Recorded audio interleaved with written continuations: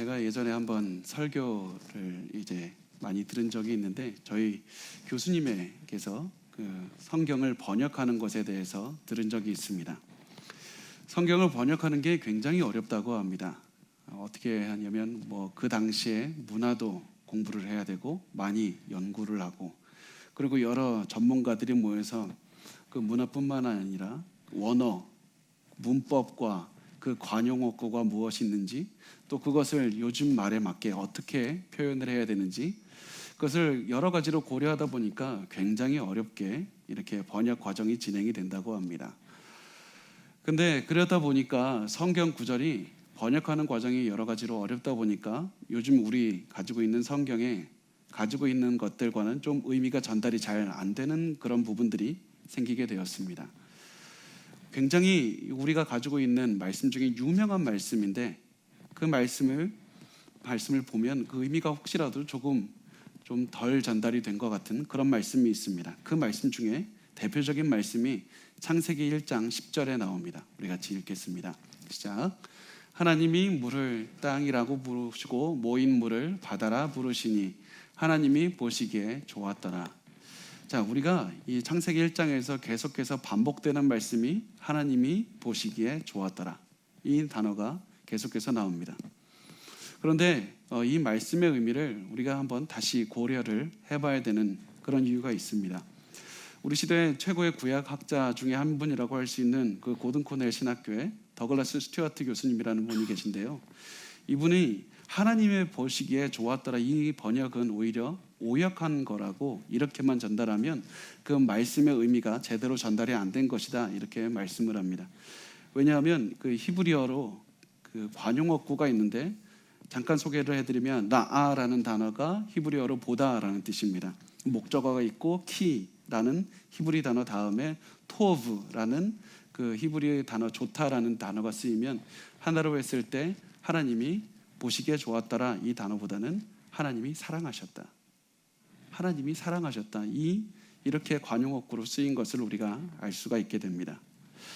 하나님께서 창조물을 만드시고 그냥 보기 좋았다, 그 말씀을 하셨던 게 아니라 하나님께서 피조물들을 만드시고 참 사랑하셨다.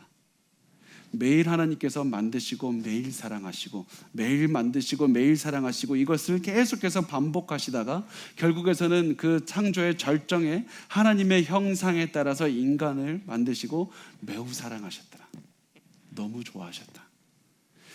그래서 창세기 1장에서는 하나님께서 단순히 무엇을 만드는 그런 말씀뿐만 아니라 그 말씀을 통해서 하나님께서 세상을 사랑하셨다, 세상을 사랑하셨다, 하나님께서 천지를 만드시고 사랑하셨다, 이 말씀이 계속해서 반복되는 것을 볼 수가 있습니다. 그래서 이 창세기 1장은 나중에 요한복음 3장 16절에서 하나님께서 세상을 이처럼 사랑하사, 이 하나님께서 세상을 사랑하셨다는 것이 단순히 신약에 나와서 그렇게 적용되는 것이 아니라 창세기 1장부터 시작되는 것은 하나님께서 사랑하신 이야기, 사람들을 사랑하신 이야기, 그리고 사람들을 어떻게 사랑하셨는지 계속해서 그 하나님의 사랑 이야기로 계속해서 이야기가 진행이 되고 있습니다. 하나님의 사랑을 받는 인간의 이야기가 지속이 됐는데, 우리가 생각해 보면 한 인간의 사랑만 받아도 우리가 굉장히 기쁘게 되는데, 하나님의 사랑을 받는다면 얼마나 기쁘겠습니까? 하나님의 사랑 때문에 인간이 기쁨이 넘치는 삶을 살게 됐다, 이것이 바로 천지창조의 시작의 이야기입니다.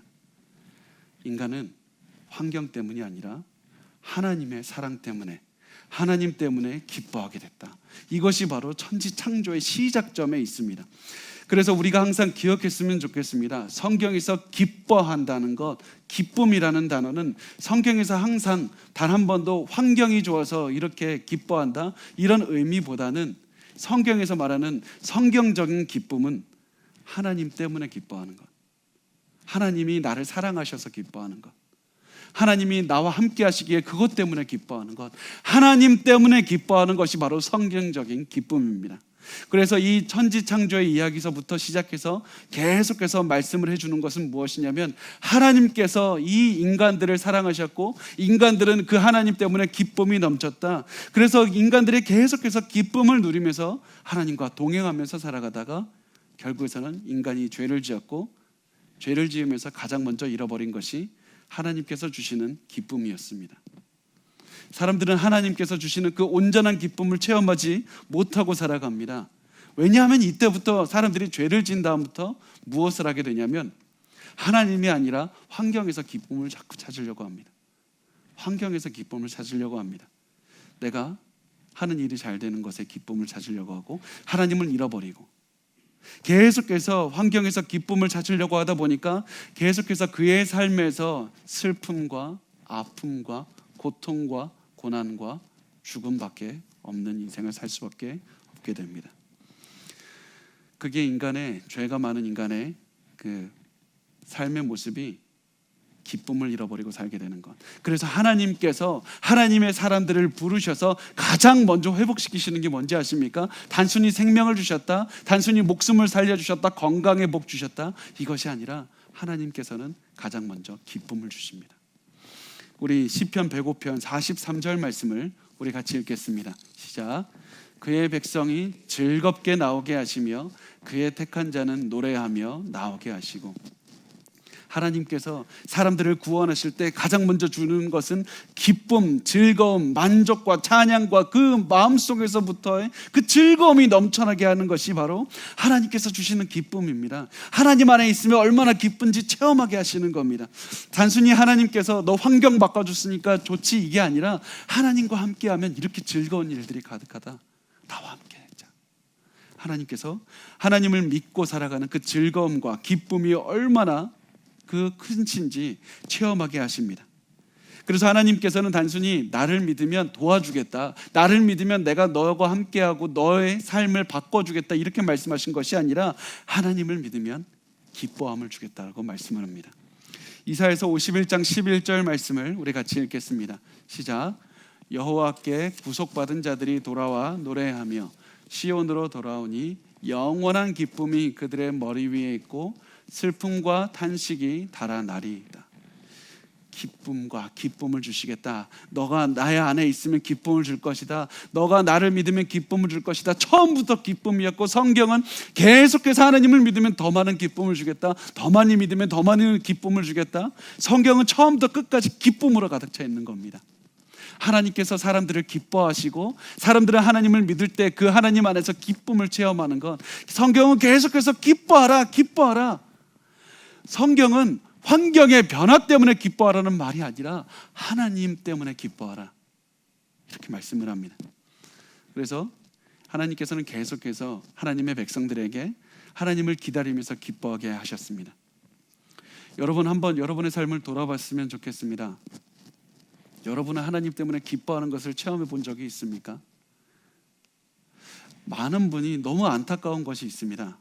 많은 분이 하나님을 기뻐하는 것, 교회는 너무나도 오래 다녀서 그냥 기도하면서 기도도 오래 해봤고 찬송도 많이 해봤는데 하나님을 기뻐하신 적이 있습니까? 그러면 그게 도대체 무슨 얘기입니까? 나한테 알려주십시오. 내가 단 한 번도 그걸 체험해 본 적이 없습니다. 여러분 하나님의 그 기쁨, 하나님을 구할 때 하나님 한 번만으로 누리는 그 기쁨을 체험해 본 적이 있습니까? 여러분 그것이 이제는 관념에서 벗어났으면 좋겠습니다. 여러분이 하나님을 그 생각할 때 그 기쁨이 넘쳐났으면 좋겠습니다. 하나님께서 진정으로 주고 싶으신 것은 여러분 하나님을 믿으면 돈이 많이 생긴다, 건강이 많이 생깁니다. 그 기도하면 당연히 하나님께서 응답을 주시는 건 맞는데요, 그것을 넘어서서 하나님께서 우리에게 주신 것은 내가 너와 함께하면 얼마나 기쁜지, 너 나를 찾으라, 나를 찾으라. 여러분 많은 분이 코로나 때 내가 도저히 아무것도 없어서 기뻐할 수가 없습니다. 내가 환경이 도저히 내 손에 쥔 것이 없어서 기뻐할 수가 없습니다. 코로나 때문에 여러분 많은 우리의 신앙의 상태가 드러난 것 같습니다. 코로나 때 우리가 너무나도 정말로 손에 쥔 것이 없게 되는데 어떤 분이 이렇게 얘기를 했습니다. 우리 손에 쥔 것이 없을 이때가 바로 예수 그리스도 안에서 기쁨을 체험할 수 있는 절호의 기회입니다. 내 손에 아무것도 없을 이때가 바로 예수 그리스도 한 분만으로 기쁨을 체험할 때가 바로 이때입니다. 여러분 우리 마음 안에서 우리 손 안에서 아무것도 없을 지금 이때 하나님 안에서 누리는 기쁨을 좀 체험하셨으면 좋겠습니다. 그것을 오늘 단순히 이 시간을 통해서 그냥 지나가지 마시고 그냥 나중에 또 이 다음 주에도 예배 드리고 다음 주에도 찬양 드리고 이 시간 또 오겠지, 그러지 마시고 오늘 반드시 여러분 하나님께 갈망하는 마음을 가졌으면 좋겠습니다. 저 목사님이 하나님의 안에서 누리는 기쁨에 대해서 얘기를 하는데 나 그거 잘 무슨 얘기인지 모르겠습니다. 하나님 나 그것 좀 가르쳐 주십시오. 아니면 여러분 이 가운데에서 예전에 하나님 안에서 누렸던 기쁨을 알았는데 잃어버린 분이 있습니까? 체험했으면 좋겠습니다. 회복하십시오. 왜냐하면 우리 삶의 가장 중요한 문제는 재정의 회복도 아니고 건강의 회복도 아니고 또 우리가 믿던 사람이 돌아오는 것도 아니라 하나님 안에서 누리는 기쁨을 회복하는 것, 거기에 우리의 가장 중요한 기도의 응답이 있습니다. 여러분, 그래서 하나님께서는 구약에 계속해서 하나님 안에서 기쁨을 누리라, 하나님 안에서 기쁨을 누리라 이렇게 말씀하시다가 결국에서는 신약이 되어서 하나님께서 친히 인간이 되어서 오신 예수께서 어떻게 말씀하셨냐면 이렇게 기도하셨습니다. 누가복음 10장 21절 말씀입니다. 우리 같이 읽겠습니다. 그때 예수께서 성령으로 기뻐하시며 이르시되 천지의 주제이신 아버지여, 이것을 지혜롭게 슬기 있는 자들에게는 숨기시고 어린 아이들에게는 나타내심을 감사하나이다. 옳소이다. 이렇게 된 것이 아버지의 뜻이니이다. 예수님의 사역은 기뻐하는 사역이었습니다. 예수님의 사역은 너무나도 즐거워하는 사역이었습니다. 왜 예수님께서 이 성령으로 인해서 기뻐하셨냐면 하나님 나를 통해서 아들을 통해서 하나님을 보내주시고 아들을 통해서 하나님을 드러내게 하시고 아들을 통해서만 하나님께 가게 하심을 감사합니다. 그러면서 단순히 그냥 사람들에게 새로운 지식을 주시고 그것을 그냥 두셨던 것이 아니라 예수님은 그 안에서 기뻐하셨습니다. 예수님은 계속해서 기뻐하셨는데 그 이유가 무엇이냐면 예수님 자체가 기뻐할 이유가 되기 때문입니다. 여러분, 하나님께서 예수 그리스도 때문에 여러분이 기뻐하기를 원하십니다. 예수 그리스도 한 분만으로 기뻐하셨으면 좋겠습니다. 기쁨이신 예수님께서 기뻐하신 다음에 제자들에게 이렇게 말씀하십니다. 마태복음 5장 12절 말씀입니다. 같이 읽겠습니다. 기뻐하고 즐거워하라. 하늘에서 너희의 상이 큼이라. 너희 전에 있던 선지자들도 이같이 박해하였느니라. 예수님께서는 제자들에게 복음을 전하라. 그런데 사람들이 너희 박해할 거야. 그런데 기뻐해라. 이상하지 않습니까?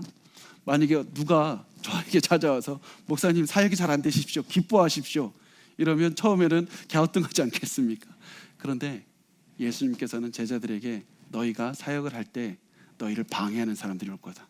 너희 힘들게 하는 사람이 올 거다. 그럼에도 불구하고 기뻐하라. 너희의 환경 때문에 기뻐하는 것이 아니라 너희가 사역이 잘 되고 못 되고를 떠나서 가장 중요한 너희가 바로 집중해야 될 것이 무엇이냐면 너희의 상이 크기 때문이다. 너희의 상을 보고 기뻐해라. 너희의 상이 여기서 무슨 말씀이냐면 천국을 말씀합니다. 너희가 하나님의 말씀을 전하고 하나님의 뜻에 따라서 그 기쁨을 체험하며 하나님을 전파하며 살아가면 하나님께서 너희에게 상을 주실 것인데 천국이다. 천국이 어디입니까? 하나님이 거주하시는 곳, 하나님이 함께 하시는 곳, 하나님과 너 영원히 거주할 수 있게 된다. 그 천국이 너희의 것이다. 그러므로 기뻐하라, 기뻐하라, 기뻐하라. 너희의 환경을 바라보지 말고 하나님을 바라보고 하나님 한 분만으로 기뻐하라. 계속해서 예수님께서는 환경이 아니라 환경이 어려울 때일수록 하늘을 바라보라. 환경이 어려울 때일수록 하나님을 바라보고 기뻐하라. 너희가 환경이 어려울 때일수록 환경 때문에 기뻐하게 해주십시오. 환경을 바꿔주십시오. 이것보다 더 중요하게 가장 먼저 눈으로 들어서 바라봐야 될 것은 하나님 한 분, 예수 그리스도 한 분, 그 하나님 한 분만으로 기뻐할 수 있는가? 그래서 환경에 상관없이 예수님 때문에 기뻐하는 것이 제자들의 삶이었습니다. 예수님 한 분 때문에 기뻐하는 것이 제자들의 삶이었습니다. 그리고 그 삶이 여러분의 삶이어야 됩니다. 여러분, 여러분의 삶은 예수님 한 분 때문에 기뻐할 수 있습니까? 이렇게 계속해서 내가 기뻐하게 해주십시오, 기뻐하게 해주십시오, 이렇게 계속해서 예수님을 따라서 기뻐하자, 기뻐하자, 기뻐하자 이러면서 계속해서 자신의 삶을 채찍질해오며 살았던 그 한 사람이 있었는데 그 사람의 이름이 바울이었습니다. 그리고 그 바울이란 사람이 오늘 본문에서 이렇게 얘기를 합니다. 우리 빌립보서 4장 4절 말씀 같이 읽겠습니다. 시작. 주 안에서 항상 기뻐하라. 내가 다시 말하노니 기뻐하라. 바울은 기뻐하라고 말합니다. 그런데 이 상황에 이 바울의 얘기를 들으면 그 바울의 이야기를 듣는 사람들은 굉장히 말도 안 된다고 생각할 겁니다. 어이없어 할 겁니다. 이 빌립보 이 편지를 받는 사람들, 그 편지와 연관된 그 어느 누구도 기뻐할 만한 상황이 아니었습니다. 이 바울의 편지를 받는 빌립보 교회 사람들이 유명했던 게 무엇이었냐면 그 지역에 굉장히 많은 핍박을 당했던 걸로 유명합니다. 사람들 돈도 없었고 주위 사람들은 핍박을 그렇게나 했습니다. 너무나도 힘들었습니다. 또 이 교회 내에서도 내분이 있었습니다. 교회 리더들이 서로 분쟁이 있었는데 빌립보서 4장 2절 말씀을 보면 이 유오디아와 순두계라는 이 교회 리더들 사이에 다툼이 있었던 것 같습니다. 또 이 편지를 쓰는 바울이 그냥 쉬면서 어디 호텔에서 그냥 시원한 주스를 마시면서 기뻐하라 이렇게 얘기했던 게 아니라 로마에 있는 감옥에 갇혀서 지금 얘기를 하고 있는 겁니다. 이 편지를, 이 환경을 보면 누구도 기뻐할 만한 상황이 아닙니다. 마치 우리 상황 같지 않습니까? 제가 이렇게 얘기를 해도 목사님 내 사정 알면 기뻐하라는 얘기 섣불리 못할 겁니다. 제 사정을 압니까? 내 가슴이 지금 어떤 마음인지 아십니까? 기뻐하라는 얘기는 다른 사람한테 적용하고 난 잘 모르겠습니다. 그런데 바울은 지금 모든 사람이 힘들어하고 한 명도 환경을 바라보면 기뻐하지 않은 이때 바울이 얘기하는 것은 기뻐하라, 기뻐하라. 힘을 내세요, 위로를 받으세요, 이 얘기를 한 게 아니라 기뻐하라 이렇게 얘기를 했던 겁니다. 조금만 있으면 사람들이 너희를 좋아할 것이다, 그러니까 기뻐해라. 기뻐하라. 조금만 기다리면 너희 기도가 응답돼서 너희 몸이 회복이 될 것이고 사람들이 너희에게 돈을 많이 줘서 재산이 증식이 될 것이니 기뻐하라. 이것이 아닙니다. 분명히 하나님께서 너희가 기도한 것에 응답을 주실 것이지만 너희가 기뻐할 가장 중요한 이유가 무엇이냐면 하나님 한 분만으로 기뻐하라. 주 안에서 기뻐하라. 주님께서 너희와 함께 하신다. 주님께서 너희와 함께 하신다. 너희가 환경이 힘들수록 환경을 바라보고 하나님 환경이 바뀌면 내가 기뻐하겠습니다. 내가 몸이 회복이 되면 내가 기뻐하겠습니다. 내가 돈이 생기면 내가 기뻐하겠습니다. 사람들이 나를 좋아하면 그때 내가 기뻐하겠습니다. 그러지 말고 하나님께서는 주 안에서 기뻐하라. 하나님이 너와 함께하는 것으로 기뻐하지 못하면 너는 다른 것이 회복돼도 절대로 기뻐하지 못할 것이다.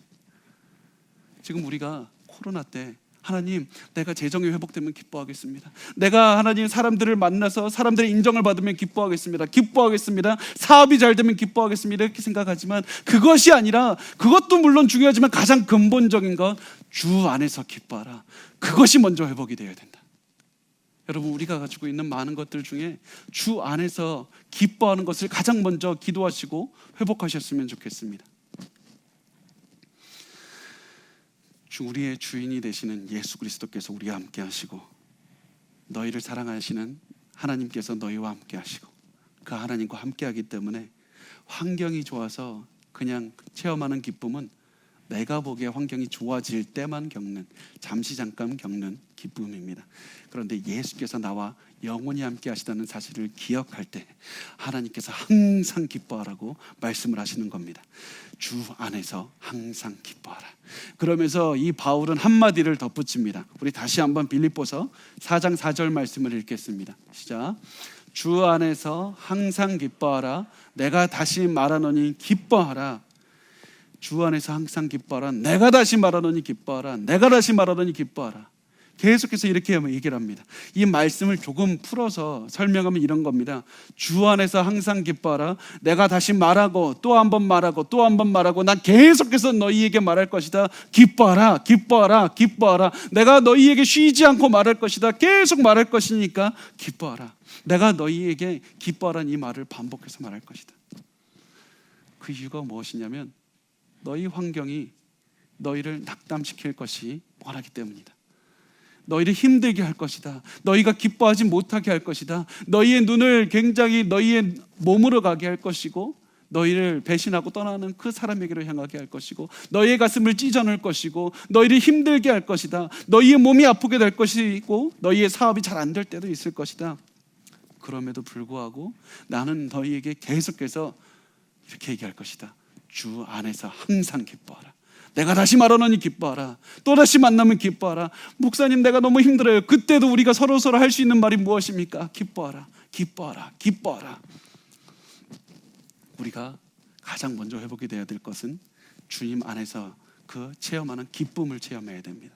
이것이 회복될 수 있다면, 예수님 한 분 때문에 기뻐할 수 있다면 우리의 나머지 모든 것들은 회복이 됩니다. 그래서 이 바울이 주 안에서 기뻐하라고 말한 다음에 명령을 하고 있습니다. 빌립보서 4장 5절 말씀입니다. 같이 읽겠습니다. 너희 관용을 모든 사람에게 알게 하라. 주께서 가까우시니라. 여기서 관용이라는 말이 어떤 의미냐면 온화하게 다른 사람을 인내하는 마음입니다. 온화하게 인내하는 마음. 이 관용이라는 말은 사실은 성경의 번역마다 쓰는 단어가 다를 만큼 굉장히 번역하기 어려운 단어입니다. 왜냐하면 이 단어 안에 예수님의 모습이 다 들어가 있기 때문입니다. 겸손한 모습, 온화한 모습, 순전한 모습, 인내하는 모습. 그래서 이 너희의 관용, 너희가 사람들이 너희를 핍박해도 같이 싸우지 마라. 사람들이 너희를 멸시해도 같이 싸우지 마라. 사람들이 너희의 가슴 후벼 파도 절대로 싸우지 말고 온화하고 간대하고 자비롭게 대해주어라. 왜 그렇습니까? 너희의 박해하는 사람들을 온화하고 자비롭게 대해야 되는 그 말씀의 의미, 어떻게 우리가 그렇게 대해야 되는 그 말씀의 의미가 어디에 나오냐면 빌립보서 2장 14절과 15절 말씀에 나옵니다. 우리 같이 읽겠습니다. 모든 일을 원망과 시비가 없이 하라. 이는 너희가 흠이 없고 순전하여 어그러지고 거스르는 세대 가운데서 하나님의 흠 없는 자녀로 세상에서 그들 가운데 빛들로 나타내며. 사람들이 너희를 아무리 힘들게 해도 시비하지 마라.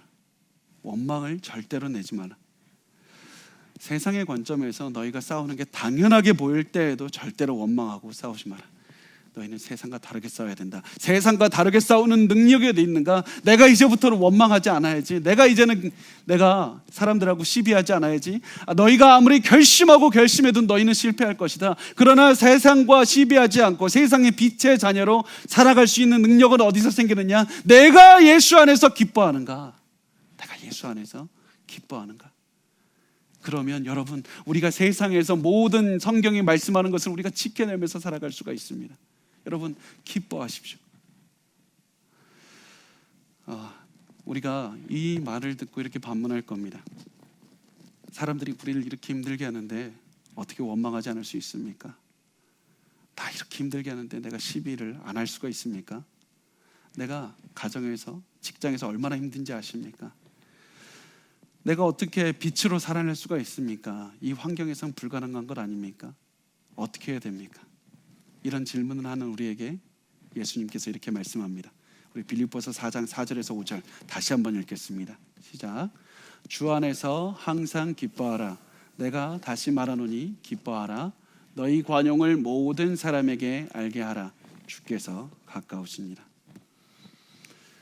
너희가 세상과 환경에서 기쁨을 누리려고 하기 때문에 그래서 기쁨을 체험하지 못하는 것이다. 여러분 기억하십시오. 바울이 지금 그 고난을 넘어선 상태가 아닙니다. 빌립보 사람들이 고난을 넘어선 상태가 아닙니다. 모두가 다 고난 가운데 있습니다.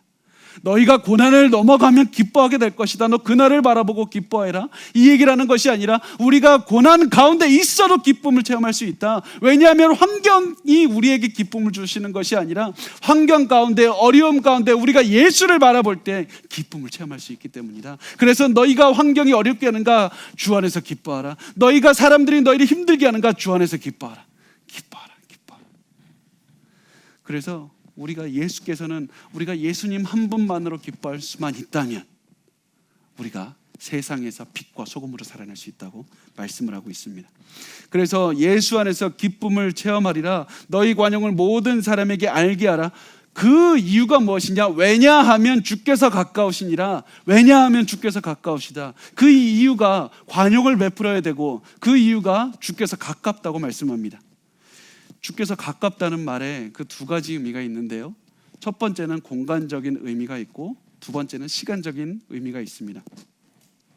첫 번째 공간적인 의미가 뭐냐면 주님께서 이미 우리와 함께 하시다는 의미입니다. 주님께서 멀리 계시지 않고 나와 함께 하고 계신다. 내 가슴 속에 계신다. 내가 항상 함께 하신다. 내가 손을 뻗으면 닿을 만한 거리에 계신다. 시편 145편 18절 말씀을 우리 같이 읽겠습니다. 시작. 여호와께서는 자기에게 간구하는 모든 자, 곧 진실하게 간구하는 모든 자에게 가까이 하시는도다. 하나님 가까이 계신다. 바로 옆에 계신다. 하나님, 내가 손을 뻗어서 기도할 때 하나님께서 내 손을 잡아주시는 그 거리에 계신다. 내 가슴 속에 계신다. 우리와 함께 하신다. 내가 잠잘 때도 함께하고 계시고, 우리가 이 교회에 나오는 그 자리에서도 계속해서 우리와 함께 하셨고, 우리가 잠을 자고 있는 그 순간에도 우리 곁을 지키시고 우리와 함께하고 계시고, 우리가 기도할 때 귀를 옆에 대시고 잘 들으시고, 우리가 슬퍼할 때 우리의 마음을 만져주시고, 우리가 혼자 있다고 느낄 때 우리의 외로움을 만지시는, 우리 바로 옆에 계시고 우리와 함께 계시는 주님. 하나님, 기도할 때 손을 뻗어서 기도하면 나를 잡아주시고 고난 가운데 건져주시는 하나님, 내 바로 옆에 계시다. 그러므로 기뻐하라고 말합니다. 두 번째, 우리가 염려하지 말고 주께서 가까우기 때문에 우리가 기뻐할 이유가 무엇이냐면, 주께서 가깝다는 그 말씀의 의미가, 두 번째 의미는 주의 재림이 가까이 왔다. 주의 재림이 가까이 왔다. 예수께서 곧 재림하실 겁니다. 예수께서 우리가 그렇게 사랑하고 우리가 그 예수 한 분만을 위해서 기뻐함을 누리고 싶은 그 예수께서 곧 다시 오실 것이다. 언제 다시 오실지는 알지 못하고, 우리가 도저히 예상하지 못할 때, 우리가 예상하지 못한 그때 예수께서 오실 것이다. 그렇지만 우리가 조금만 더 버티면, 조금만 더 예수 안에서 기쁨을 체험하면, 조금만 더 예수 그리스도를 붙잡고 우리가 어려운 가운데에서도 예수를 바라보며 기뻐하며 살아가기만 한다면 예수께서 우리를 다시 오시고 우리를 건져주실 것이다. 그때 우리의 모든 억울함을 풀어주실 것이고, 그때 우리의 모든 상황에서 건지시고 위로하실 것이다. 예수께서 조금 있으면 오시다. 예수께서 시간적으로 가까이 계시고, 우리가 어제보다 오늘보다 내일 예수의 재림이 더욱더 가까이 다가가고 있지 않느냐. 그럼으로써 우리가 주 안에서 기뻐하고 너희의 모든 관용을 모든 사람에게 알게 하라. 그리고 이렇게 말합니다. 빌립보서 4장 6절 말씀을 같이 읽겠습니다. 시작. 아무것도 염려하지 말고 다만 모든 일에 기도와 간구로 너희 구할 것을 감사함으로 하나님께 아뢰라. 그러므로 예수께서 가까이 계시기 때문에, 그러므로 하나님은 우리에게 염려하지 말라고 하시는 겁니다. 단순히 너 그냥 염려하지 마라, 너 그냥 생각하지 마라, 그냥 어떠한 고난도 고민도 하지 마라, 이런 것이 아니라 주님께서 가까이 계신다. 그러므로 염려하지 말라고 말씀합니다. 예수님께서는 단순히 너 고민하지 말라고, 어떠한 어렵게 깊게 생각하지 말라, 이런 말씀을 하신 게 아닙니다. 우리는 물론 고민해야 됩니다. 여러 가지 어려움 가운데서 어떻게 넘어가야 되는지 계속해서 고민해야 됩니다. 그렇지만 하나님께서 우리에게 원하지 않는 것은 염려하는 것. 내가 무엇이라도 해야 될 것 같은데, 내가 하지 않으면 이 일이 다 무너질 것 같은데, 내가 이 시간에 내가 무엇인가 하지 않으면 다 안 될 것 같은데.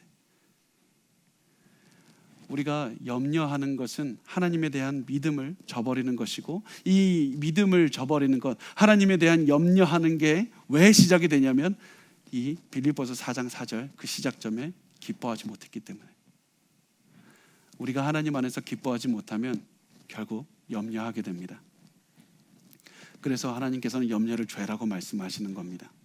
여러분은 그 기뻐하심을 체험하고 살아가십니까? 우리가 마음속에, 하나님, 내가 이 기도만 응답되면 내가 염려하지 않겠습니다.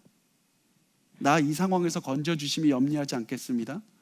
그렇게 얘기를 하지만 하나님께서는 그 환경이 중요한 것이 아니다. 환경이 어려울수록 빛 대신 하나님을 쳐다보라고, 하나님 안에서 기쁨을 누리라고 말씀을 하고 있습니다. 그래서 예수님께서는 우리에게 염려하지 말고 예수님을 기뻐하라. 너희를 사랑하시고 너희 모든 사정을 하시는 예수 그리스도를 바라보고 기뻐하라. 그 예수께서 다시 오신다. 그러니 염려하지 말고 너희의 온순함과 자비함과 그리고 너희의 겸손함과 인내를 모든 사람에게 알게 하라. 예수께서 다시 오시면 너희의 모든 억울함을 풀어주시는 것이다. 너희의 억울함을 풀어줄 것도 나고, 너희를 힘들게 하는 것에서 건져줄 것도 나니까, 너희는 다른 것을 하려고 하지 말고 단 한 가지, 예수께서 우리에게 맡겨주신 의무 하나, 그리스도 안에서 기뻐하라. 그리스도 안에서 기뻐하라. 하나님은 우리에게 강한 정신력을 원하시지 않습니다. 하나님은 우리에게 무엇인가 큰 다짐을 원하시는 게 아닙니다. 나는 오늘도 예수 그리스도 안에서 기뻐하며 살아가는가?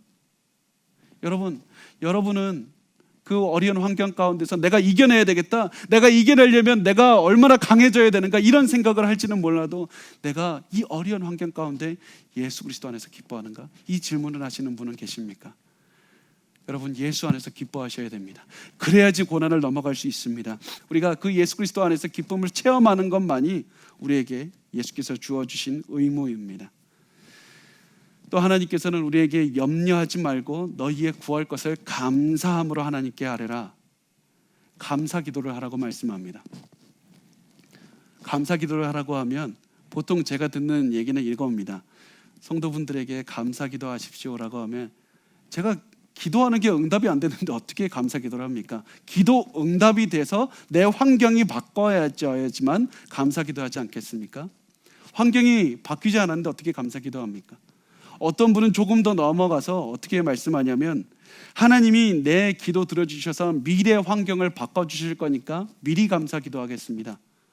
둘 다 좋습니다. 중요합니다. 그렇지만 하나님께서 우리에게 말씀하시는 것은 환경이 바뀌는 것 때문에 감사 기도를 하기보다 더 중요한 것은 하나님께서 너의 기도를 들으신다는 사실에 감사하라. 하나님이 너를 사랑하신다는 사실에 감사하라.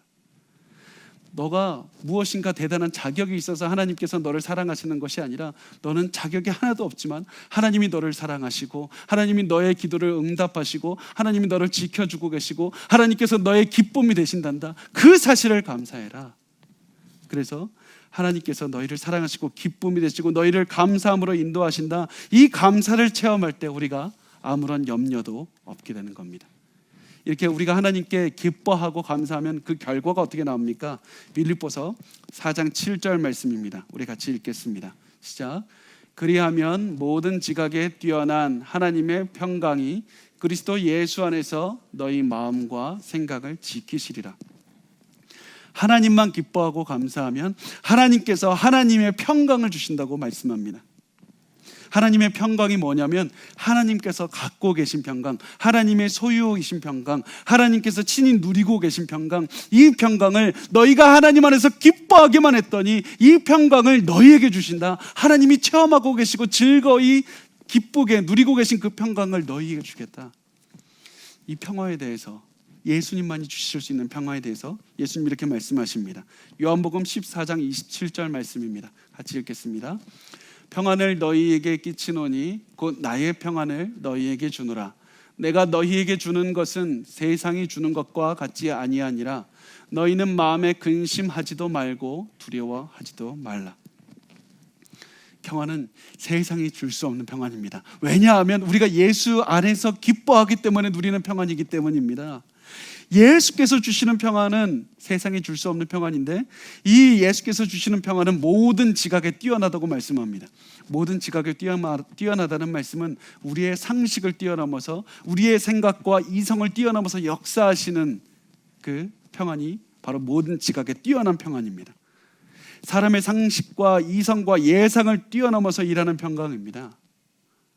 우리는 어떻게 생각합니까? 저 문제를 해결하기 위해서 내가 이것저것 해야 되겠다, 내가 이것도 해보고 저것도 해보는데, 이 보기엔 내가 아무리 해봐도 내 사업 막힌 것 같고, 내 가정 무너진 것 같고, 저 관계 막힌 것 같고, 아무것도 안 되는 것 같다. 다 포기합니다. 그런데 하나님께서는 너가 너의 능력을 할 때 실패했지, 하나님 안에서 평강을 누려봐라.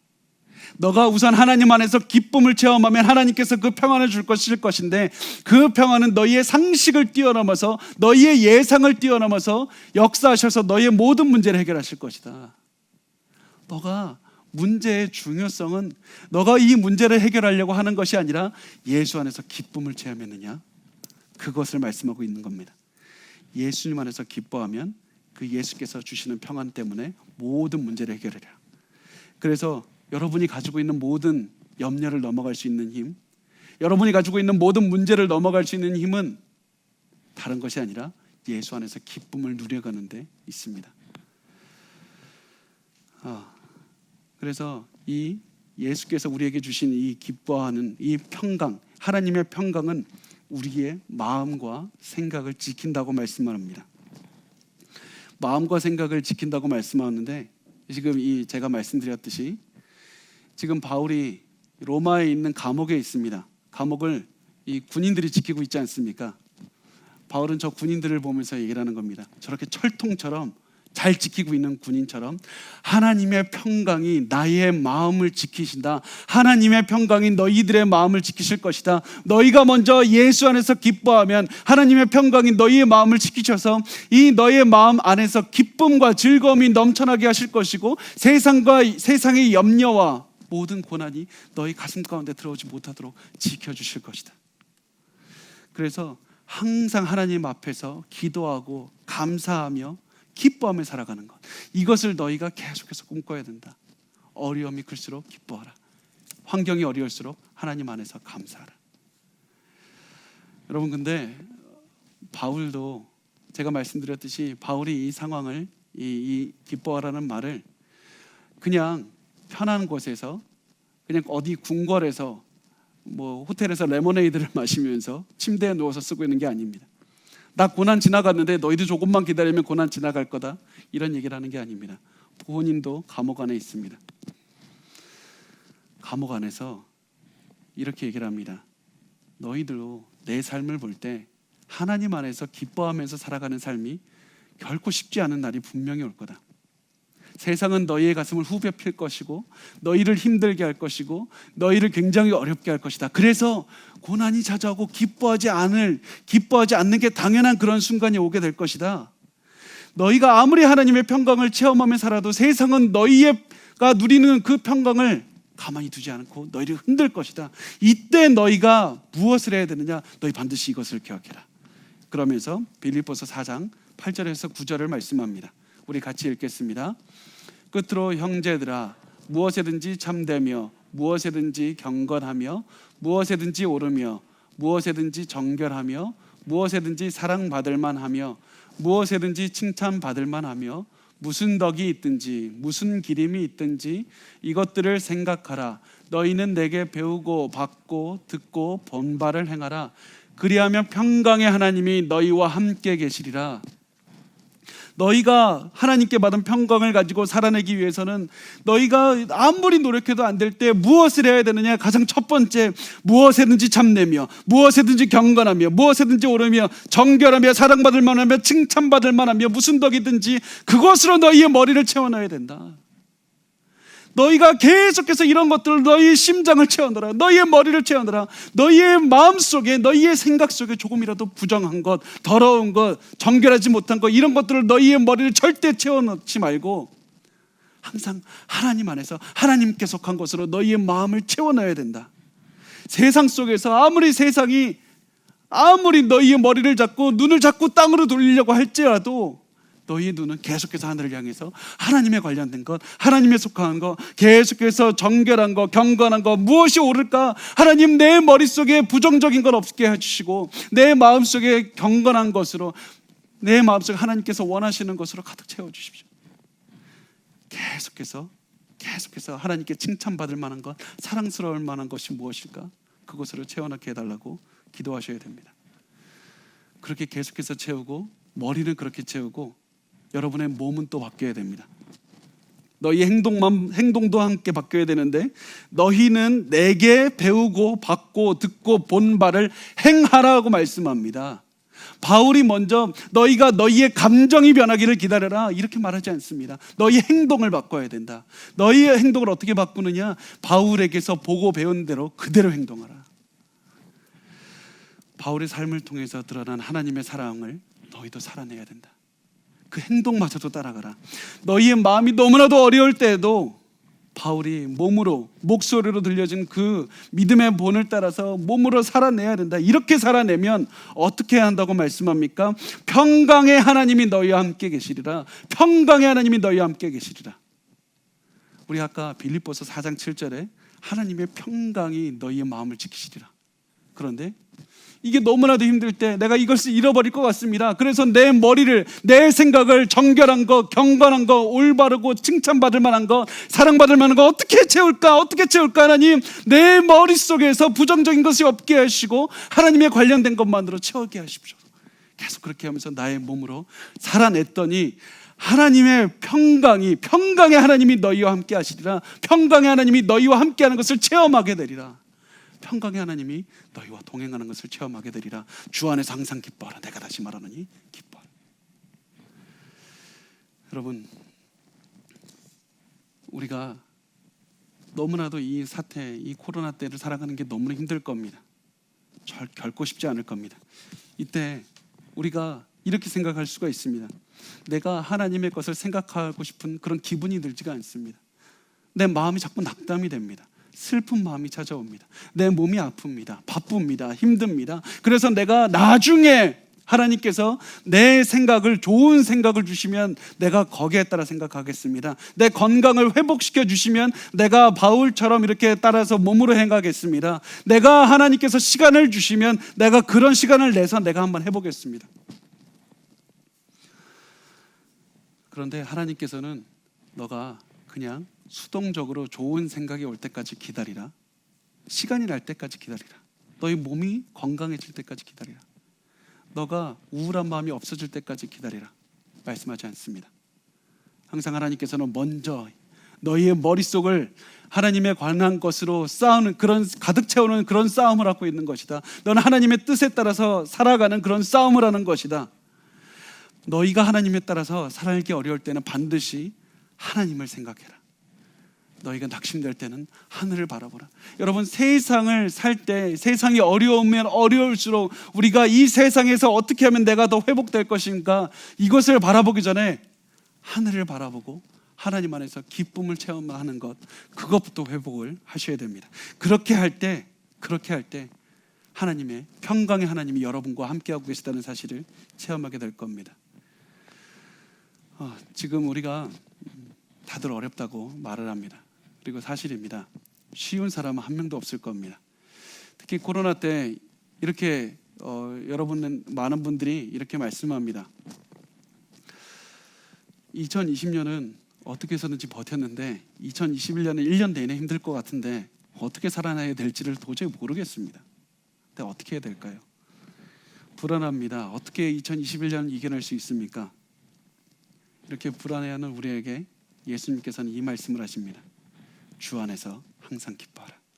내가 다시 말하노니 기뻐하라. 주께서 가까우시니라. 하나님 가까이 계십니다.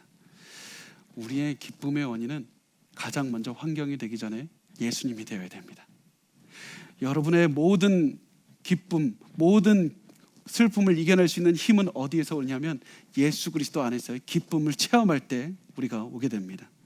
그래서 여러분, 환경이 어려울 때일수록, 내 마음이 힘들 때일수록, 몸이 아프고 몸이 지칠 때일수록 여러분, 하나님 안에서 기뻐하면서 살아가셨으면 좋겠습니다. 하나님 우리에게 말씀하십니다. 주 안에서 기뻐하라. 내가 다시 말하노니 기뻐하라. 주께서 가까우시니라. 여러분, 여러분의 현실은 어떻습니까? 재정적으로 많이 어렵습니까? 믿었던 사람이 떠나갔습니까? 너무 외롭습니까? 경제적으로 어렵습니까? 그렇다면 여러분, 주 안에서 기뻐하십시오. 주 안에서 기뻐하십시오. 주 안에서 기뻐하십시오. 여러분을 하나님께서는 반드시 기억하셔야 될 것이 하나님께서 가까이 계십니다.